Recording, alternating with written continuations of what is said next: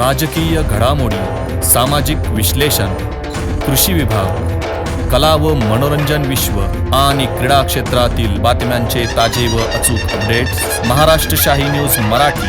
बातमी मागची बातमी, शोध सत्याचा. पदस्पर्शानं पावन झाले आपल्याला या भोटाभूमीमध्ये.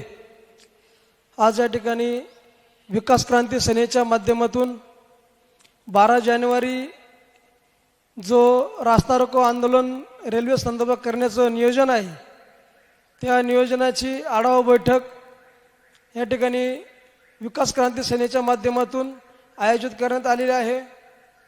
या बैठकीसाठी उपस्थित जुन्नर तालुक्याचे भूषण सन्माननीय अनंतरावजी चौगुले साहेब,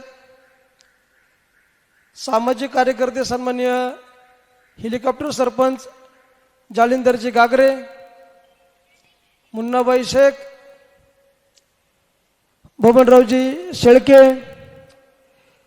जी रेल्वेची संकल्पना जी आहे त्या संकल्पनेत वेळोवेळी बदल कसा झाला आणि त्या विरोधात जो लढा ज्यांनी पूर्ण ताकदीने लढण्याचा निर्णय घेतला आहे ते सर इंजिनियर संतोषजी फापाळे, भगवंतदादा काळे, आमचे सहकारी मित्र चंद्रकांत गोंदके, बाळासाहेबजी कुराडे, संभाजीराव बोडके, सन्माननीय आमचे तळपे साहेब, विलासराव शेळके आणि परिसरातून आलेले सर्व ग्रामस्थ बंधू आणि भगिनींनो, 2011 पासून तर 2021 पर्यंत हे रेल्वेचे सर्वे सातत्यानं होत गेले. पहिले सर्वे जे होते ते रस्त्याच्या पश्चिमेच्या बाजून झाले होते. काही तांत्रिक अडचणी असतील, राजकीय प्रेशर असतील किंवा वेळोवेळी जे आमदार, खासदार, मंत्री, लोकप्रतिनिधी बदलले गेले त्यांनी वेळोवेळी केलेले बदल असतील, यामुळे हा रेल्वे मार्ग जो होता तो आता पूर्वेच्या दिशेने गेलेला दिसतोय. पहिला जो रेल्वे मार्ग होता हा माझ्या माहितीप्रमाणे 210 ते 215 किलोमीटरचा मार्ग आज हा 235 किलोमीटरपर्यंत गेलेला आहे. जे पश्चिम दिशेने जे सर्वे झाले होते त्या सर्वेमध्ये बोटाळे स्टेशन येत होतं. त्यानंतर जे रस्त्याच्या पूर्व बाजून जे सर्वे झाले त्यामध्ये देखील बोटा स्टेशन येत होतं, परंतु जागेचा काहीतरी प्रॉब्लेम त्या ठिकाणी दाखवला गेला आणि बोटा स्टेशन ते पलीकडचा जो सर्वे होता किंवा राजकीय उदासीनता असेल, काय जे कारण असेल ते स्टेशन सुद्धा आपलं मला काही त्याच्यामध्ये ॲड होते असं काही दिसत नाहीये. वास्तविक पाहता आपला परिसर जो आहे सगळा डोंगर आणि पाण्याचं दुर्भिक्ष असणारा परिसर. जर बोटा स्टेशन झालं तर अकोल्यापासून तर कोथरूडपासून तर अकलापूरपर्यंत आणि इकडे साकूरपासून तर आळेफाट्यापर्यंत जो आपला काही हा परिसर आहे डोंगराळ परिसर, पठारभाग ज्याला आपण म्हणतो, जर बोटा स्टेशन झालं तर या सर्व लोकांना जी पुण्याची कनेक्टिव्हिटी जी आपली आहे, जी नाशिकची कनेक्टिव्हिटी आहे ती चांगल्या पद्धतीने या ठिकाणी झालेली आपल्याला दिसेल. वास्तविक पाहता ज्यावेळेस हा रेल्वे मार्ग प्रस्तावित करण्यात आला त्यावेळेस कृषी मालाची वाहतूक करणं, अकोला तालुका निसर्गानं पर्यटनानं नटलेला तालुका आहे. बाहेरील पर्यटकांना अकोल्यापर्यंत लवकरात लवकर पोहोचता यावं, शेतीमालाची ने-आण करण्यात यावी आणि आपल्या परिसरातील बेरोजगारीच्या समस्येमुळं बरेचसे तरुण स्थानिक कामाला रोजगार मिळत नाही म्हणून पुण्यासारख्या चाकणखेड, पुण्यासारख्या शहरामध्ये काम करतात. हे मुलं जर रेल्वे झाली तर हे रोज अपडाऊन करून काम करू शकतात. आज आपण पुण्यात फ्लॅटचे रेट पाहिले तर 50 लाख, 1 कोटी, 2 कोटीपर्यंत झालेत.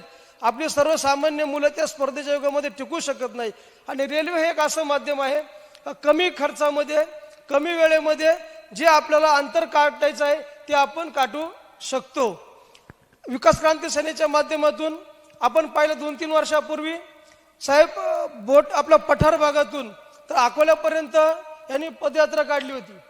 पदयात्रेचा उद्देश हाच होता का बोटा स्टेशन जे आहे हे बोटा स्टेशन झालं पाहिजे. प्रांत साहेबांपर्यंत पोहोचले. विकास क्रांती सेनेच्या माध्यमातून हे लोक केंद्रीय रेल्वे मंत्री असतील, राज्याचे मुख्यमंत्री, पालकमंत्री, आमदार, खासदार, आजी माजी लोकप्रतिनिधीपर्यंत यांनी पोहोचण्याचं काम केलं. संतोषजी फापाळेंनी त्यांना सगळी वस्तुस्थिती सांगितली. हा रेल्वे मार्ग कशा पद्धतीने बदल झालाय, जो आता जो नाशिक पुणे जो महामार्ग आहे, जो अहिल्यानगर मार्ग जातोय तो मार्ग ऍक्च्युली त्याचं काम सुरू आहे, तो का नव्याने मंजूर नाहीये. निंबळक वगैरे जो का परिसर आहे त्यामध्ये त्याचं काम ऑलरेडी खासदार अमोलजी कोल्हे साहेबांनी संसदेमध्ये जे भाषण केलं त्याच्या अगोदरच तो रेल्वे मार्ग त्या पद्धतीने काम चालू आहे. आणि मला असं वाटतं ह्या रेल्वे मार्गाच्या प्रश्नावर खासदार अमोल कोल्हे जर मैदानामध्ये चांगल्या पद्धतीने जर उतरले का ते एक अट्रॅक्शन आहे. राजकीय कोणत्या पक्षाभाग सोडून द्या, अमोल कोल्हे जर गावगाव फिरले, शिवाजीराव आढळराव पाटील असतील, खासदार वाकचौरे असतील, यांनी त्यावेळेस या मार्गाची सातत्याने लोकसभेमध्ये मागणी केली होती. परंतु दुर्दैवानं होतंय काय का बोटा रेल्वे स्टेशन झालं पाहिजे ह्या दृष्टिकोनातून सर्व लोकप्रतिनिधी जे असतील ह्या लोकप्रतिनिधींवर आपल्याला 12 जानेवारीच्या आंदोलनाच्या माध्यमातून दबाव आणला गेला पाहिजे. आपण भाषणं करू, व्हिडिओ तयार करू, सगळ्या ग्रुपला टाकू, लोक ते पाहतील, लोकांना ते कळेल. परंतु जोपर्यंत आपल्या स्थानिक लोकप्रतिनिधी जे असतील, आजीमाजी लोकप्रतिनिधी, यांच्यावर आपला जनमताचा रेटा हा पोहोचला पाहिजे. या ठिकाणी आदरणीय सतीदादा तांबे यांच्या मार्गदर्शनाखाली आणि अजितजी नवले यांच्या नेतृत्वाखाली या ठिकाणी आपण पाहिलं 19 मैलावर एक पत्रकार परिषद झाली. त्या पत्रकार परिषदेमध्ये रेल्वेच्या प्रश्नाचा सर्वांगानं व या ठिकाणी करण्याचा आला. खासदार अमोलजी कोल्हे त्यामध्ये ऑनलाईन पद्धतीने सहभागी झाले होते. परंतु माझ्या माहितीप्रमाणे त्यामध्ये रेल्वे कोणत्या बाजून जायची, कशी काय करायची, साधेबाधक चर्चा त्यांनी त्या ठिकाणी केली. परंतु बोटा स्टेशन झालं पाहिजे प्रकर्षाने जी काही जी आपली मागणी आहे आपल्या परिसराची ती त्या ठिकाणी काय मांडण्यात आली असं मला काय वाटत नाही आहे. त्या दृष्टिकोनातून आपण आपले विकास क्रांती सेनेचे तिथं लोक उपस्थित होते. कदाचित त्यांना बोलण्याची संधी त्या ठिकाणी जर मिळाली असती तर तो प्रश्न त्यांनी त्या ठिकाणी मांडला असताना आपल्या स्टेशनचा विषय जे आजीमाजी लोकप्रतिनिधी होते ह्या सर्वांसमोर आला असता. तुम्ही सातत्यानं सगळ्या लोकप्रतिनिधींना भेटतायत, काही लोकप्रतिनिधी विधानसभेत असतील, संसदेमध्ये याच्यावर आवाज उठवतायत. नुसते कपडे घालून किंवा हे करून हा प्रश्न सुटणार नाही. गावोगाव जसं आपण लोकप्रतिनिधी किंवा आपण ग्रामपंचायत निवडणूक असू द्या, कोणतीही निवडणूक असू द्या, आपण गावोगाव जातो, लोकांकडे मतं मागतो. जर जन आंदोलन यशस्वी करायचं असेल तर आपल्याला त्या पद्धतीनं काम करावं लागेल. आपण पाहतो संगमेर अकोला तालुक्याला चळवळीचा वारसा आहे. अजित नवले आपण पाहतो कम्युनिस्ट पक्षाचा साधा कार्यकर्ता, पण तो 10-10 हजार लोकांचा मोर्चा नाशिकवरून मुंबईला नेतो. इथं आपल्या इथं सुद्धा त्यांनी पाठीमागं त्या डीबीटीच्या विरोधात आंदोलन केलं होतं. भगवान दादांनी या ठिकाणी काही गोष्टी मगाशी सांगितल्या. त्यांची जी मनात तळमळ आहे ती तळमळ आपण समजून घेतली पाहिजे. हा लढा एकट्या दुकट्या दोन लोकांचा नाही आहे, हा सर्व लोकांच्या अस्तित्वाचा प्रश्न आहे. आणि जोपर्यंत लोकांमध्ये याची ग्रॅव्हिटी येत नाही तर बोटा स्टेशनचा भविष्यकाळात फायदा काय हे जर लोकांपर्यंत पोहोचत नाही. आज परिस्थिती अशी आहे जनतेला असं वाटतं सरकारी योजना सरकार आम्हाला देते ते सगळे आम्हाला डायरेक्ट मिळाले पाहिजेत, आम्हाला काही कागदपत्र करायला लावून काही करू नका, आमचं यादीत आलं पाहिजे आणि आम्हाला सगळं काही मिळालं पाहिजे. परंतु हे काही शक्य होत नाही. त्यासाठी खूप मोठ्या प्रमाणात प्रयत्न करावा लागतो.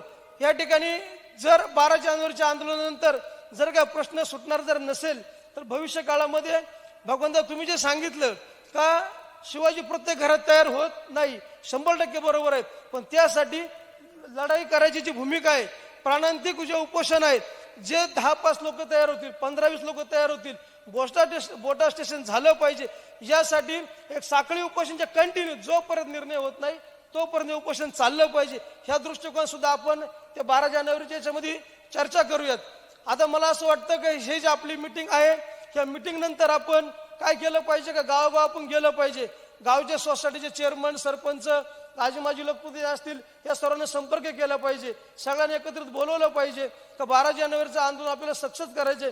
या दृष्टीने आपण काय काय करू शकतो, तुमच्या गावातून लोक कसे येऊ शकतात, काय करावं लागेल. शेवट हे सगळे जन आंदोलन वगैरे करायचं म्हटल्याला खर्च येतो. राजकीय सभा निवडणुकीच्या असू द्या कोणत्या असू द्या, आमदार खासदार त्याच्यावर लाखो रुपये खर्च करतात, पण या जन आंदोलनाच्या याच्यावर कुणी खर्च करेल अशी काही परिस्थिती काही दिसत नाहीये. त्यासाठी हा लढा आपला आहे, तो आपल्यालाच लढावा लागेल. यासाठी आपण गावोगाव गेलं पाहिजे. एक भगवंता एक तुम्ही 8-10 लोकांची टीम करा, मदत लागेल आम्ही तुमच्या बरोबर, तुम्हाला जी काही मदत लागेल आवश्यकता असेल त्या ठिकाणी आम्ही तुमच्या बरोबर 100% आहोत. प्रथमतः गावगाव गेलं पाहिजे, गावगावच्या लोकांशी चर्चा केली पाहिजे. प्रत्येक गावची आपण जाण्याच्या अगोदर एक ग्रामसभा लागली पाहिजे. रेल्वेच्या प्रश्नावर कोतुळ पासून आपला जो का पठारभाग आहे प्रत्येक गावामध्ये रेल्वेच्या प्रश्नावर विशेष ग्रामसभा ह्या तात्काळ 12 जानेवारीच्या आतमध्ये जर लागल्या तर लोकांना ग्रॅव्हिटी येईल आणि त्याची प्रत्येक गावात भोंग्याची गाडी फिरली पाहिजे. आज बोटेला ग्रामसभा आहे, उद्या अकलापूरला आहे, परवा साकूरला आहे, एकदा कोतुळला आहे. हे ज्यावेळेस होईल त्यावेळेस खऱ्या अर्थ लोकांना एक डोक्यात टूप पेटेल, हा लढा आपल्यासाठी लढतोय. परंतु लढणारे लढतायत, आपण जर याच्यामध्ये उतरलो नाही तर हा लढा त्या प्रमाणात यशस्वी होणार नाही ज्या प्रमाणामध्ये प्रशासनावर याचा धाक निर्माण झाला पाहिजे. त्या आजी माजी लोकप्रतिनिधी जे आहेत यांना प्रश्न पडला पाहिजे का उद्या आपल्याला बोटा परिसर असेल, कोथरूड परिसर असेल, आपल्याला उद्या मतं मागायला जायचंय आणि लोकांना आपल्याकडे मागणी केली, यांना आपल्याला उत्तरं द्यावी लागतील. ज्या वेळेस हा जनरेटर चांगल्या पद्धतीने उभा राहील त्याच वेळेस खऱ्या अर्थानं याला चांगलं स्वरूप प्राप्त होईल. आता माझ्यानंतर आपण सर्वजण आनंदराज चौगुले साहेब आहेत, गागरे साहेब आहेत, संतोषजी आहेत, या सगळ्यांचा या प्रश्नावर चांगला अभ्यास आहे. आणि आनंदराज चौगुले साहेब तुम्ही या ठिकाणी उपस्थित राहिलेत. तुम्ही ज्या पक्षाचं प्रतिनिधित्व करता तुम्ही अधिकाऱ्यांना अमोल कोल्हेंना सांगितलं पाहिजे की या लढाईमध्ये शिवाजी आढळराव असतील, अमोल कोल्हे असतील, खासदार वाकचौरे असतील, हे लोक ज्यावेळेस गावगाव फिरतील, मतं मागायला आपण फिरतो, लग्न दशकऱ्याला आपण लोकांचे जातो, हे कार्यक्रम सध्या बंद करा. ओनली वन फक्त रेल्वे ही आपली पुनर्रचना कशी झाली पाहिजे ह्या दृष्टिकोनातून सर्व लोकप्रतिनिधींनी प्रामाणिकपणे प्रयत्न केला पाहिजे. सत्यजित तांबेंनी या ठिकाणी मीटिंग घेऊन दाखवून दिलं, एक पाऊल त्यांनी पुढे टाकलं आणि राजकारणाचे जोडे ते अपक्ष आमदार आहेत त्याच्यामुळे त्यांना कोणाशी कनेक्ट करायला काय अडचण आली नाही आणि चांगली मीटिंग त्यांनी त्या ठिकाणी झाली. परंतु ज्या मीटिंग झाली त्या मीटिंगच्या सुद्धा प्रोसिडिंगमध्ये भविष्य काळामध्ये 12 जानेवारी नंतर हा मुद्दा आला पाहिजे. जसं अजित नवलेंनी सांगितलं, दादा तुम्ही फक्त संगमेश्वर टाकलं, तिथं अकोले टाका. दादा म्हणले कंसात टाकतो, ते म्हणले कंसात टाकून जमणार नाही, अकोले हा डॅश मारून संगमेच्या पुढे अकोले लागलं पाहिजे. त्यावेळेस आम्ही तुमच्या बरोबर आहेत. त्या पद्धतीनं तुम्ही संगमेश्वर टाका, अकोले टाका, जोपर्यंत आमचं बोटा तुम्ही टाकत नाही तेव्हापर्यंत आम्ही तुमच्या बरोबर नाही. ही भूमिका आपल्या सर्वांना 12 जानेवारीच्या आंदोलनातून घ्यावं लागेल. प्रशासनाला आज माझी लोकांना इशारा द्यावा लागेल. त्या पद्धतीनं आपण सर्वांनी सक्रिय राहू आणि या विकास क्रांती सेनेच्या माध्यमातून रेल्वेचा लढा आपल्याला भविष्य काळामध्ये तीव्र स्वरूपात करावं लागेल. 12 जानेवारी त्याची फक्त एक झाकी असेल, पण त्यानंतरच्या कालखंडामध्ये खरं त्याला चांगलं स्वरूप प्राप्त झालं पाहिजे. भगवंताचं लढाई लढायची असेल तर ती निकराची लढाई लढावं लागेल, नाहीतर आपण हे सगळं करून याचा काही उपयोग होणार नाही. कारण प्रेशर पडला पाहिजे. आणि तुम्हाला एक सांगतो, आंदोलन ही अशी गोष्ट आहे, आंदोलनातून माणूस उभा राहतो. अजित नवले सारखे साहेब एक सर्वसामान्य कुटुंबातला कार्यकर्ता. आज अजित नवले कुठे बसतात? अजित नवले उद्धव ठाकरे शेजारी बसतात, पवार साहेब शेजारी बसतात, फडणवीसांच्या शेजारी बसतात. आमदाराला संधी मिळत नाही, मंत्र्याला संधी मिळत नाही, पण अजित नवले सारखा माणूस ते आजही ज्यावेळेस जन आंदोलन उभं राहतो तर मिटिंगला कोण असतात? अजित नवले असतो. तुम्ही पाहिलं असेल शेतकऱ्यांचा प्रश्न, कर्जमाफीच्या प्रश्नावर बच्चू कडूंनी राज्यभर आंदोलन केलं, त्याबरोबर ट्रॅक्टरमध्ये बसून अजित नवले त्यांच्या बरोबर होते. म्हणजे काय, एक सर्वसामान्य कुटुंबातला माणूस आमदार खासदार कोणतं पद पाठीमागं नसताना एक स्वतःच्या प्रचंड इच्छाशक्तीच्या बळावर एक राज्यभर पोहोचतो आणि जे राज्यकर्ते निर्णय घेणारे असतात त्यांना निर्णय घ्यायला भाग पडतो. ही ताकद अजित नवलेने या ठिकाणी उपस्थित केली. 12 जानेवारीला मला वाटतं अजित नवलेने जर या ठिकाणी बोलवलं तर अजून चांगलं होईल. काही मनात ठेवू नका, राजकारण वगैरे सगळं आपण बाजूला ठेवूयात. रेल्वेच्या प्रश्नावर आपण सर्वांनी एक दिन लढलं पाहिजे. जी काही नियोजनाची जबाबदारी आमच्यावर असेल, काय जे करायचं असेल ते आपण सगळे मिळून करूयात असं मी विनंती करतो. 10 जानेवारी आपला दौरा करू.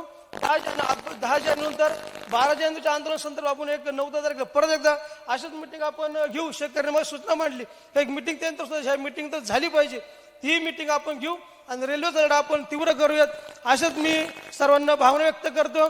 आणि रेल्वे विकास क्रांती सेनेच्या चालू असलेल्या कामास आणि भविष्यकालीन विकास क्रांती सेनेच्या माध्यमातून आपला बोटा पठार असेल किंवा कोथरूड पठार असेल, यासाठी ज्या काही गोष्टी करणं गरजेचे आहेत, आदरणीय सत्यजी फापाळे असतील, हे सर्व मंडळी या ठिकाणी काम करतात, त्यांचं देखील मी या ठिकाणी ऋण व्यक्त करतो आणि माझे 2 शब्द संपवतो. जय हिंद, जय महाराष्ट्र. टीव्हीएस मोटरच्या अधिकृत विक्रेते शिवशंभू टीव्हीएस एंटरप्राइजेस बोटा आपल्यासाठी घेऊन येत आहेत उत्तम मायलेज, स्टाईल्स आणि फीचर्स यांसारखी वैशिष्ट्ये असलेल्या टीव्हीएस कंपनीच्या बाईक आणि स्कूटर विविध सीसी मध्ये शिवशंभू टीव्हीएस एंटरप्राइजेसच्या भव्य दालनात उपलब्ध.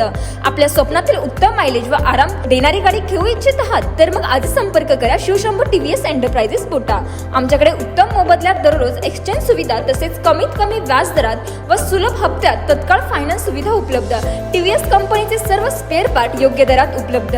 तसेच सर्व गाड्यांची सर्व्हिस कामे समाधानकारक केली जातील. आमचा पत्ता पुणे नाशिक राष्ट्रीय महामार्ग Bota bypass service road, Shivshambhu enterprises, building Bota, taluka Sangamner. संपर्कासाठी proprietor Shri Sopansheth Shelke Patil. Mobile number 98 60 55 41 51 व 77 98 91 09 91. महाराष्ट्र शाही न्यूज मराठी, बातमी मागची बातमी, शोध सत्याचा.